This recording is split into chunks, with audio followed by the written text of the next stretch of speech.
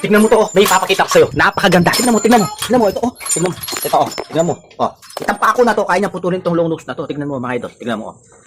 Oh, para siyang walang pinuputol. Napakatibay, napakaganda. At ang pinakamaganda pa rito, mga idol, meron siyang wire stripper. Tignan mo, para walang pinuputol. Ito yung wire stripper niya, ha. Kung anong size ng wire mo, itapat mo sa number na yan. Tapos, ganyan mo, mga idol, oh. Halimbawa, babalatan mo to, ganyan.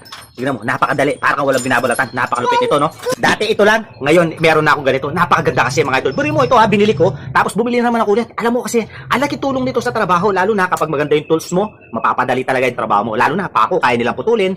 Kahit ano, kaya nilang putulin. Napakaganda, mga idol. Ito yung tinatawag nilang mura na, pero heavy duty. Napakalupit, napakaganda. Kaya kung mag-pliers ka rin, mga idol, yung pangmalakasan at heavy duty na. Mga idol, ilalagay ko sa yellow basket, no? Kung gusto mo na nito. At, mga idol, kung may tanong ka about dito, pwede kang mag-comment. Tapos ito, mga idol, ito, yan.